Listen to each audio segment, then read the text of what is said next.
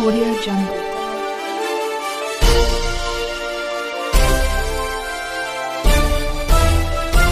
Audio Jungle.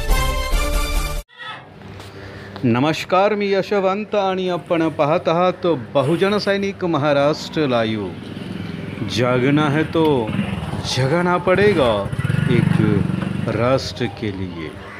नाशिकच्या नांदगाव तालुक्यातील बोलठाण येथे अतिक्रमण वाढत असून ग्रामपंचायतीकडे अतिक्रमण वाढण्याचे संदर्भात तक्रार अर्ज होऊनही बोलठाण ग्रामपंचायतीचे दुर्लक्ष असल्याची घटना समोर आली असून त्यांच्या आशीर्वादाने ग्रामपंचायत अतिक्रमण काढत नाही असा सवाल नागरिकांमध्ये सुरू आहे।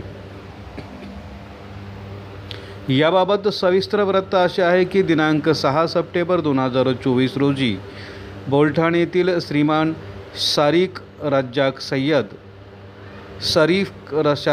सय्यद यांनी बोलठाण येथील दिल्ली गल्लीतील अतिक्रमणे काढण्याबाबत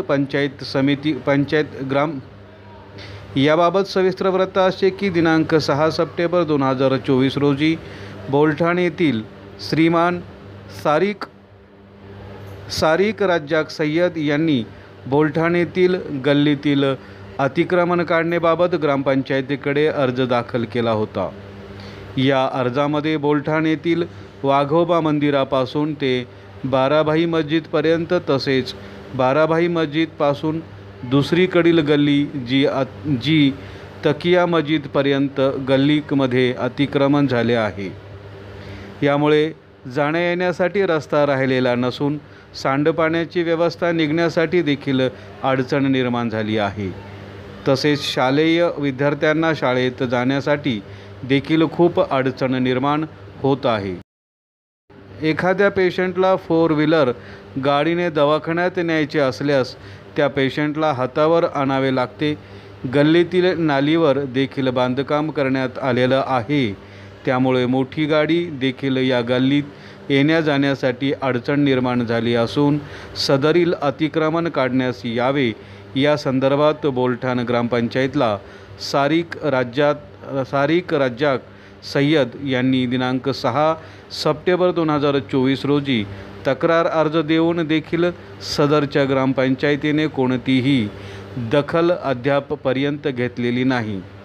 तर ग्रामपंचायतीचे प्रशासन व पदाधिकारी यांच्यावर शिस्तभंग कर्तव्यात कसूर म्हणून कायदेशीर कारवाई करण्यात यावी अशी मागणी देखील जोर धरत आहे। सदरचे अतिक्रमण काढून रस्ता मोकळा न केल्यास लोकशाही मार्गाने आमरण उपोषण व आंदोलन छेडण्यात येईल असं देखील तक्रारदारांनी बोलताना आपले मन व्यक्त केलं, अशी माहिती नाशिक जिल्हा प्रतिनिधी मुक्ताराम बागुल यांनी दिली।